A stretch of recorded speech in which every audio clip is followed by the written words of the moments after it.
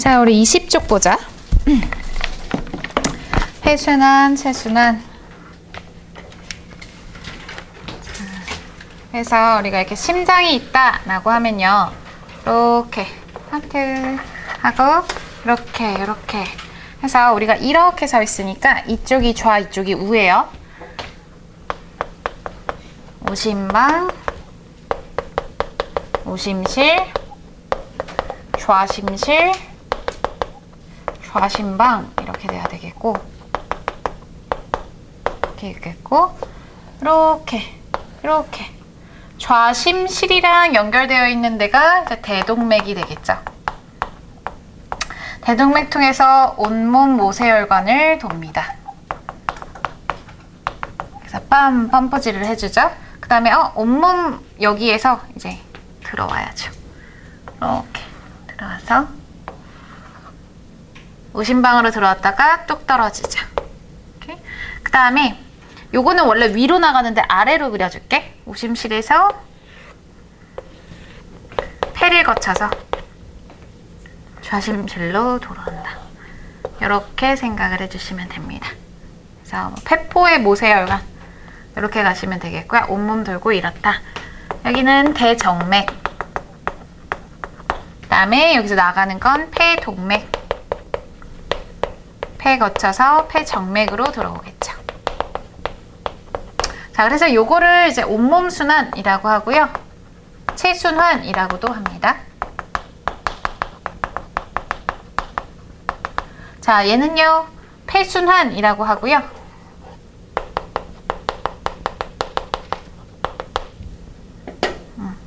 이렇게 흘러가면 되겠죠? 그래서 좌심실에서 이렇게 나가는 피, 요거 같은 경우는 온몸 거쳐야 되니까 우선 깨끗한 피여야 되겠죠? 그래서 동맥혈이다 라고 생각하시면 됩니다. 그래서 온몸에선 찌꺼기를 받아서 CO2가 많은 정맥혈을 받겠지. 정맥혈. 그럼 이 정맥혈이 아래로 뚝 떨어질 거야. 그래서 여기서는 정맥혈이 폐동맥을 통해서 가는 거야. 그러면 폐에서 깨끗해져서 동맥혈이 들어오겠죠? 이렇게 생각하시면 됩니다. 그래서 이렇게 가시면 되겠고요. 자, 그래서 지금 폐정맥 해가지고 미쳤나봐. 좌심방인데 미안. 좌심방을 그려놨는데 뭐 한 거야? 이렇게 해서 떨어지는 게 없다 했다. 여기서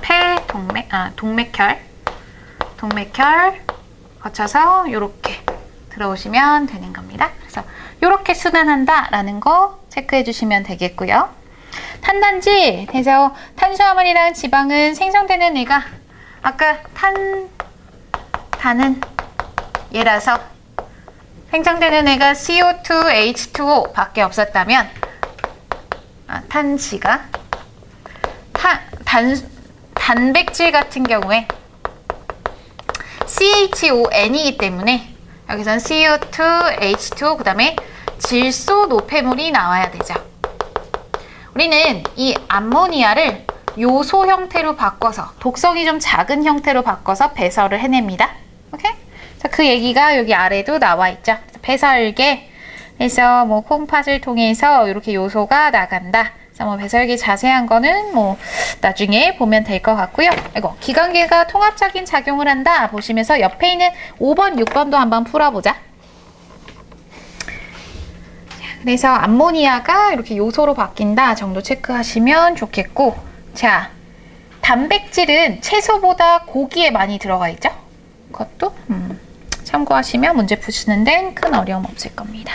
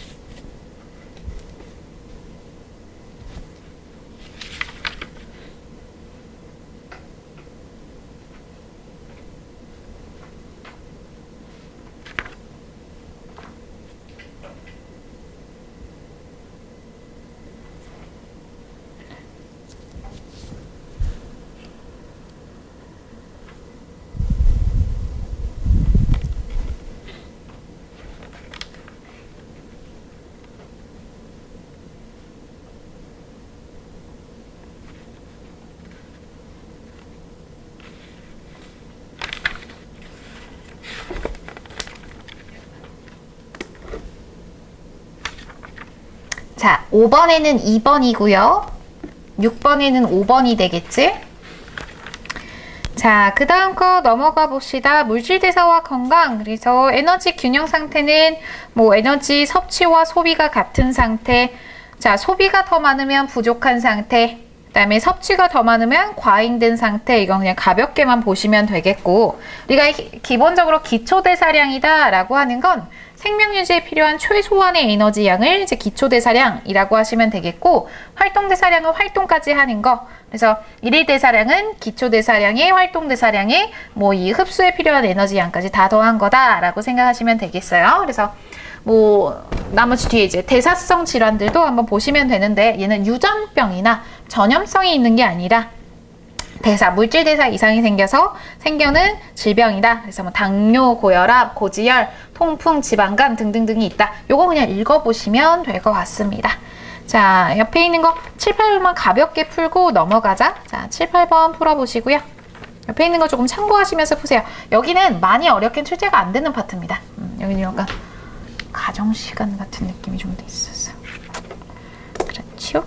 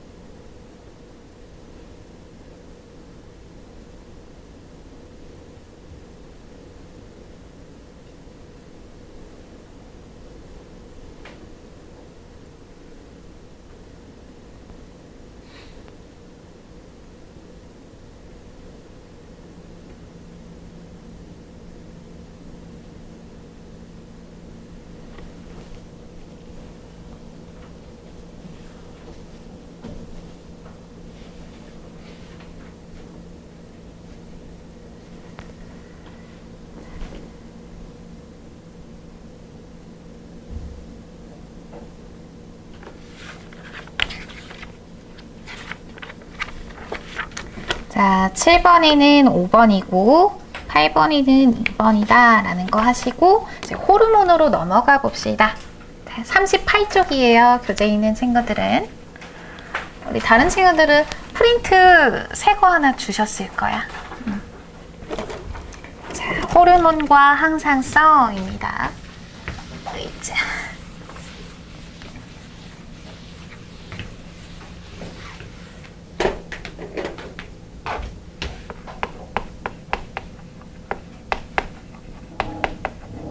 자, 항상성이라고 하는 건 우리가 몸을 일정한 상태로 유지하려고 하는 성질, 상태를 일정하게 유지하려고 하는 성질을 의미해요.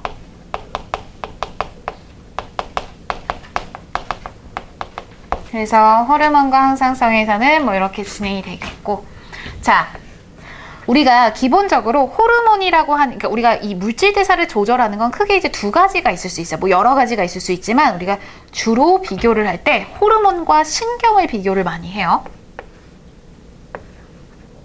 호르몬 vs 신경이야. 우선 호르몬은 온 몸에, 그러니까 넓은 범위에 다 작용을 할 수 있지. 그러니까 온몸에서 뭐 특정한 표적 기관에 작용을 할 수 있죠. 그래서 좀 더 넓은 범위에서 작용할 수 있다라고 생각하시면 되겠고, 신경 같은 경우에는 좀 더 좁은 범위에서 작용할 수 있다라고 하시면 좋겠습니다. 자, 그리고 호르몬은 조금 더 오랜 시간 작용을 할 수 있고요. 신경 같은 경우에는 짧은 시간. 이게 장점이자 단점이죠. 그래서 짧은 시간 작용을 할 수 있다라는 게 가장 큰 특징이야. 그래서 뭐 보시면 신경 호르몬 여기 이제 비교가 되어 있죠. 그래서 얘는 뉴런이라고 하는 애로 보통 전달을 하고 얘는 혈액을 통해서 전달을 하죠. 그러니까 시간이 조금 더 오래 걸리는 거죠. 얘는 뭐 오랜 시간, 속도가 좀 느리다. 전달 속도 조금 더 느린 대신에 얘는 전달 속도가 무지하게 빠르죠. 신경 전달은 이렇게 된다라는 거 정도 체크를 해주시면 좋을 것 같아요. 그래서 이렇게 비교를 보통 많이 하고요. 호르몬의 특징들 첫 번째, 우선 얘는 종특이성이 없습니다. 자, 우리가 당뇨병 같은 경우에 실제로 옛날에는 돼지 췌장, 돼지 이자에서 인슐린을 가져다가 썼어요. 주사로 만들어서.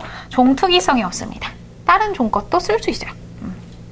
두 번째, 대신 기관 특이성은 있어요. 그러니까 기관 특이성이라고 하는 게 뭐냐면 아무 기관에만 작용하는 게 아니라 특정 호르몬은 특정 그 호르몬이 작용할 수 있는 기관이 정해져 있다는 거야. 그래서 특정 호르몬이 작용할 수 있는 작용하는 기관이 있다. 기관이 정해져 있다는 거. 자, 그 다음에 뭐 표적 기관에만 한다. 미량으로 조절하고 결핍 증가 뭐 이런 게 있다. 미량으로도 가능하고 하지만 결핍증과 과다증이 있습니다. 무조건 많다고 좋은 것도 아니고 적다고 좋은 것도 아니에요. 결핍과 과다증이 있다라는 것도 체크를 해주시면 좋겠죠. 오케이. 그래서 이제 첫 번째 뇌하수체. 자, 뇌하수체라는 곳에는 이거를 이제 전엽과 후엽으로 나눌 수 있어. 우리는 보통 전엽 호르몬들을 많이 배우는데 후엽에서 나오는 대표적인 두 가지는 조금 알아두실 필요가 있습니다. 자, 전엽에서는 어쩌고 자극 호르몬이 많이 나온다라고 생각하시면 돼요. 어쩌고 저쩌고 자극 호르몬. 지금 보시면 뭐 갑상선 자극 호르몬, 부신 피질 자극 호르몬, 부신 겉질 상관없어요. 부신 피질, 부신 겉질, 온갖 자극 호르몬, 생식선 자극 호르몬, 다음에 적분비 자극 호르몬, 다음에 중요한 거 하나가 있죠. 성장 호르몬 나옵니다. 그로스 호르몬. 자, 이래서 지금 보시면 성장 호르몬은 정말 말 그대로 뭐 몸의 성장을 촉진하는 거라서 얘는 적절하게 나와야 되는데 당연히 이제 만약에 조금 나오면 난쟁이증 걸릴 수 있고요. 그치? 아니면 말단비대증 걸릴 수 있죠. 과다하면 말단비대증 걸릴 수 있다. 말단비대증이 뭐냐면 말단, 우리 몸의 말단, 손가락, 발가락 이런 데가 커지는 거야. 그래서 그 턱 이런 것도 되게 자라서 특정 사람들을 보면 사실 말단비대증인 그러니까 의심되는 사람들, 환자들을 보면 약간 생김새가 좀 공통적인 부분들이 있습니다. 정말 말단 자체가 말단만 발달을 해요. 그리고 사실 이렇게 되면 이렇게 오래 못 살아요. 이게 호르몬이 아주 조금, 그리고 우리가 호르몬제는 함부로 먹으면 안 되는 게 조금만 먹어도 증폭 효과라는 게 있거든. 그래서 미량으로 조절이 된다라고 돼 있는데 이게 증폭 효과가 있어서 그래. 증폭 효과. 몸에 들어가면 점점 이거를 탕탕탕탕 때리는데 이게 기하급수적으로 영향력이 커져. 그래서 그런 것들 때문에 해서 호르몬에 문제 생기는 사람들이 사실은 단명하는 경우가 많아서 되게 조심해야 돼요. 각종 자극 호르몬, 그냥 거기를 자극하는 호르몬이다 이렇게 생각하시면 됩니다. 자, 뭐 이렇게 진행된다라는 거랑 후엽에서는 크게 이제 두 가지가 있죠. 항이뇨 호르몬이랑 프로락틴, 이게 프로락틴이고 옥시토신이라는 애가 있습니다. 얘가 이제 프로락틴이고 다른 말로 옥시토신. 자, 옥시토신 하면은 사실 이야기할 게 몇 개 있는데 항이뇨 호르몬은 우선 이뇨, 오줌을 못 넣게 하는 거야. 항이 약간 막는다라는 뜻이거든.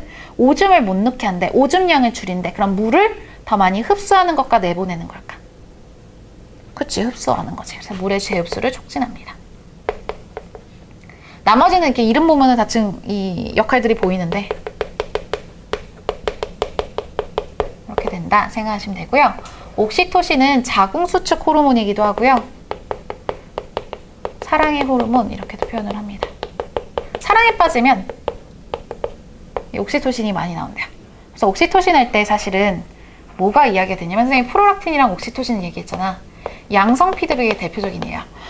뒤에서 이제 선생님이 피드백이라는 거를 좀 알려줄 건데 음성 피드백이 대부분이야. 사실 이거는 항상성 조절 때문에 음성 피드백이 대부분이거든, 우리 몸에서. 근데 몇 개가 약간 양성 피드백으로 이야기되는 몇 개 안 되는 애들 중에 하나야. 이게 옥시토신이랑 뭐 프로락틴이야. 특히 옥시토신은 되게 자주 나와. 양성 피드백. 자, 이게 뭐냐면, 자, 우선은 옥시토신서부터 얘가 자궁 수축 호르몬이라고 했죠. 출산할 때 나오는 겁니다. 출산할 때. 그리고 이건 뭐 사랑에 빠졌을 때 나온다 하는데, 이거는 왜 제가 이거 얘기하냐면요. 제가 아무 질문이나 다 해도 돼요? 막 이러면서 저는 질문을 좋아하는 선생님이에요. 우리 같이 이렇게 호흡을 맞춰가 봅시다. 막 이러면 꼭 그런 거 물어봐요. 선생님 남자친구 있어요? 물론 굉장히 감사하죠. 5살짜리 아들 있는 것보단 낫잖아요. 그죠? 근데 이제 그런 거 얘기할 때 그래? 어디 한번 나도 뼈를 맞았으니까 너도 한번 같이 맞아볼까? 그래서 옥시토신이라고 사랑의 호르몬이 있어. 그래서 막 얘기를 해주는데 얘는 이제 우리가 주로 배우는 건 자궁수축 호르몬인데 얘가 왜 양성 피드백이냐면 아기를 낳을 때 그 출산을 할 때 아기가 한 번에 쑥 나오는 게 아닙니다. 그리고 진통이 오죠. 그 진통이 사실은 자궁이 수축하면서 쥐어짜면서 나오는 그 고통이에요. 근데 아기가 나올 때 점점 그 진통 오는 간격이 줄어든다라는 거 들어봤을 거야. 알겠어요. 우린 다 출산을 안 해봤으니까. 근데 이제 엄마한테 물어봐 나중에. 엄마 나 어떻게 태어났어? 이러면 엄마가 개소리 하지 말고 열심히 공부나 해 막 이럴 수도 있는데 막 얘기를 해주실 거예요. 그랬을 때 이제 고생을 엄청 했다. 그래서 효도해야겠다 이런 생각이 들 건데 자궁수축 호르몬이 처음에 조금 나왔을 때 만약에 조금 나왔어. 그러고 얘가 계속 점점 더 나와. 얘가 만약에 더 많이 나오면 더 많이 나와 이렇게 자극이 계속 더 주는 양성 피드백의 대표적이네요. 그래서 아기를 낳으면 낳을수록 진통 간격이 줄어들면서 나중에 계속 수축이 되니까 쑥 나오는 겁니다. 그래서 뭐 옥시토신 하면은 요거 얘기 나오고요. 저분비 호르몬도 마찬가지예요. 이게 엄마한테 또 이것도 물어보세요. 엄마 처음부터 아기가 모유를 막 충분히 먹을 수 있을 만큼 나오는 게 아니에요. 처음엔 조금밖에 안 나오는데 아기가 계속 먹다 보면 점점 많아지거든요. 그래서 그게 대표적인 양성 피드백이에요. 그래서 요거는 개인적으로 알아두시면 그냥 생활을 하실 때도 도움이 될 겁니다. 나중에 우리 친구들도 춥죠? 지금 굉장히 추워하는 어떻게 추워가지고 잠깐만 이거 끄자. 나 아까 끈 거 같은데 왜 안 꺼졌지?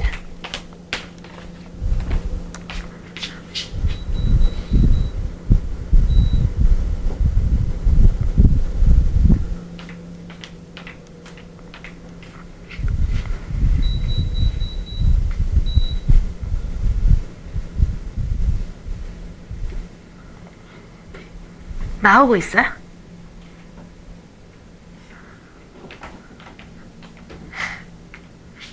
나오고 있어요. 왜? 이게 꺼진 건가? 온도를 무지하게 우선 올려놓을게. 잠깐만. 나도 선생님 저 앞에 있는데도 너무 추운 거야. 너무나 추운 거야. 나오고 있죠? 여기 원래 안 꺼져요?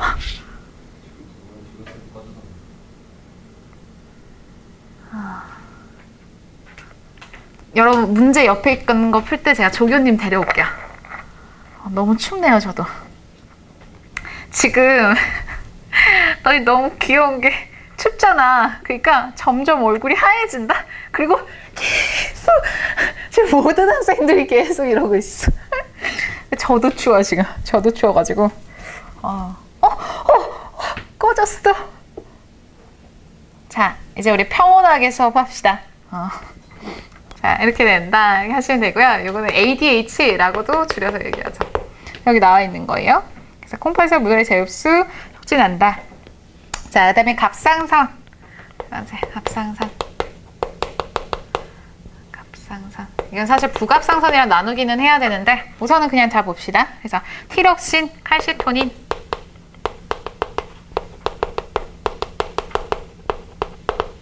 자, 티록신은요, 몸이 이렇게 활발해진다. 물질 대사를 활발하게 하는 역할을 한다. 라고 기억을 해주시면 뭐 충분하고요. 지금 칼시토닌 같은 경우에는 혈중의 칼슘량을 감소한다. 라고선 돼 있는데 이게 무슨 말이냐면 혈액 중에 칼슘 이온이 녹아 있어요. 근데 그거는 뼈랑은 상관이 없어요. 이게 뭐랑 헷갈리냐면 칼슘 농도를 낮춰준다는 게 그냥 뼈 튼튼 이렇게 생각하시면 돼요. 뼈로 만들어 버린다는 거야. 칼슘 이온의 농도를 줄이면서 이거를 다 뼈로 만들어서 뼈 튼튼해진다. 이렇게 생각하시면 돼요. 혈중 칼슘량 감소. 그래서 오히려 만약에 혈중 칼슘량이 늘어난다 라고 하면 오히려 뼈에서 녹이는 거다라고 생각을 하셔야 돼. 이게 되게 헷갈려 해. 왜 칼슘 농도가 떨어지는데 이게 뼈 튼튼이죠? 라고 생각을 하는데 혈관에서 뼈로 칼슘 보냈다 이렇게 생각하세요. 아셨죠? 그럼 뼈가 더 튼튼 이렇게 그냥 생각하시면 됩니다. 칼시토닌은 실제로 이 칼슘에서 이름 따온 거예요. 부갑상선이랑도 관련이 있습니다. 자, 부신 겉질과 속질이 있는데요.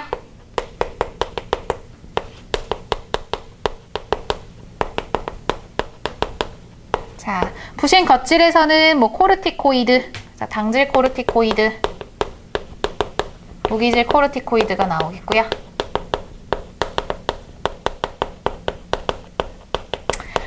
부신이 약간 이렇게 삼각형처럼 생겼는데 이렇게 겉질이 있고 여기 이렇게 신경이 연결이 돼 있어. 속질 쪽에. 속질에는 지금 에피네프린이라고 돼 있는데 이거를 에피네프린이라고 하면 우리 친구들이 약간 막 괜히 헷갈려하고 어색해하는데 아드레날린이라고 생각하시면 돼요. 아드레날린. 아드레날린은 많이 들어봤죠. 그래서 실제로 신경 끝에서 교감신경 끝에서 에피네프린 나오는데 노르에피네프린은 노르라는 애가 붙은 것뿐이야. 그냥 에피네프린 종류야. 에피네프린이 아드레날린이랑 유사하다 이렇게 그냥 생각하시면 됩니다. 오케이? 우리가 아드레날린 막 뿜뿜 이런 거 하잖아요. 그래서 요렇게 나누시면 되겠고 당질 코르티코이드는 혈당량 높여주는 거고 무기질은 나트륨 흡수 촉진하는 거고 요렇게 생각하시면 됩니다. 그래서 기본적으로 혈당량을 높여주는 애가 낮춰주는 애보다는 많다. 근데 우리 친구들은 인슐린이 워낙 익숙해서 낮춰주는 애가 더 많은 걸로 아니까 그렇게 생각하시면 안 된다라는 거. 다음에 이자 알파세포, 베타세포가 있죠. 자, 베타세포가 인슐린, 알파세포가 글루카곤입니다. 자, 포도당이 영어로 글루코즈예요. 그래서 거기서 이름 따온 거예요. 글루카곤. 얘가 글리코젠이랑은 다릅니다. 글리코젠은 고분자 물질이야. 오케이? 간에서 포도당을 글리코젠이라고 하는 다당류로 바꿔버리는 거고요. 얘는 글루카곤 이렇게 생각하시면 되겠고 인슐린이 혈당량 낮춰주는 거죠. 자, 혈당량을 낮춰주고 얘가 혈당량을 높이는 건데 선생님 왜 혈당량을 낮춰주는 거가 안 되면 혈당 쇼크가 와요? 라고 물어봐. 이 원리를 조금 설명을 해줘 볼게.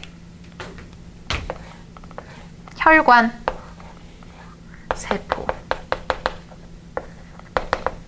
자, 세포는 에너지를 얻으려면 뭐를 해야 되지?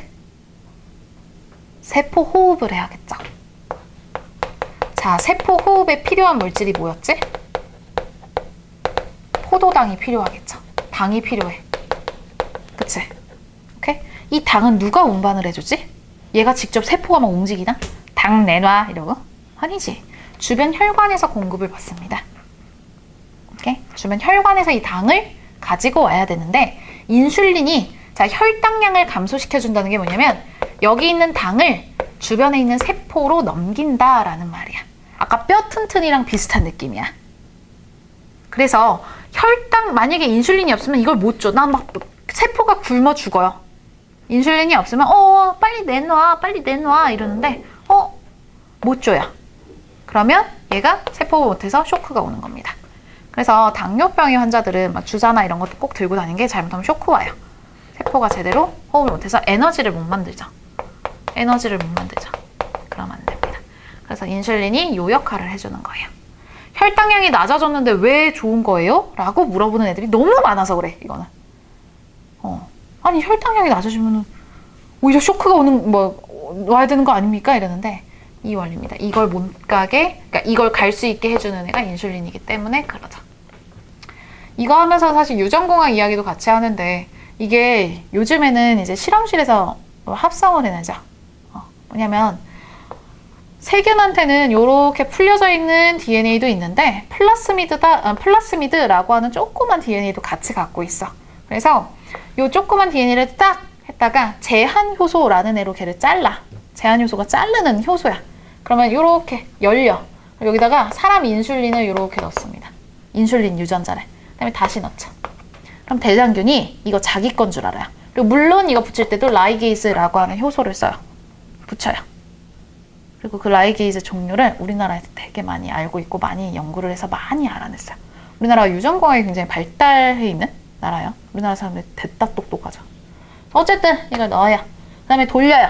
그럼 얘가 지 건 줄 알고 계속 만들어요. 세균은 대장균만 해도 30분에 한 번씩 2배로 늘어납니다. 밤새 그냥 밤에 이렇게 꽂아놓고 가면 뿌옇게 될 정도로 많이 만들어요. 많이 분열을 해요. 그러니까 거기서 이제 딱 인슐린 얻어내면 되게 많은 양을 안전하게 얻어낼 수 있죠. 옛날엔 선생님 뭐라 그랬어? 종특이성이 없어서 돼지를 죽였다고. 돼지 췌장에서, 돼지 이자에서 인슐린을 뽑아서 썼다고. 그러면 이제 가격이 아무래도 비싸겠죠. 그런 것들 때문에 요즘엔 많이 싸졌습니다. 그래서 이것도 만성질환이야. 자, 근데 또 이제 누가 물어보자. 소아당뇨인 애들은 이제 뭐가 문제냐? 뭐가 문제냐라고 하는데, 애들은 인슐린을 왜 못 만드냐면 유전적으로 약간 있거나 이런 애들은 이자의 베타세포가 파괴된 채 태어나요. 그럼 파괴가 됩니다. 아기 때. 그럼 어때? 인슐린 못 만들어. 잘못하면 쇼크 오죠. 그래서 이거를 주사로 맞아주는 겁니다. 근데 또 선생님이 무슨 말을 했었냐면 혈당량이 떨어지면은 절대 안 된다라고 했는데, 여기서 혈당량이 떨어지면 안 된다는 게 글리코젠 형태로 있으면 안 된다는 거야. 우리 몸은 언제든지 진화를 할 때 언제든지 도망갈 수 있게 진화를 해놨어. 무슨 말이냐면 사자가 왔어. 근데 평소 이렇게 릴렉스 이렇게 있었어요. 혈당량 그렇게 많이 안 해놨어. 혈당이 있어야 여기에 어쨌든 혈액 속에 당이 충분히 있어야 급할 때 바로 딱 세포 보내서 폭발적으로 에너지를 쓸 수 있잖아. 도망갈 수 있잖아. 근데 이제 당이 없으면 안 되니까 인슐린 말고는 거의 다 당을 올리는 방향인 거죠. 사실 당질 코르티코이드도 그렇고. 그리고 사실 이제 무기질 코르티코이드도 나트륨 높여서 이렇게 혈압 올리고 뭐 이런 거랑도 관련이 좀 있습니다. 그래서 뭐 이렇게 된다라는 것도 추가로 조금 더 설명을 해주면 재밌기도 하고 도움도 될 것 같아서 말씀을 드렸어요. 이자에 알파세포, 베타세포가 있다. 그 다음에 생식선.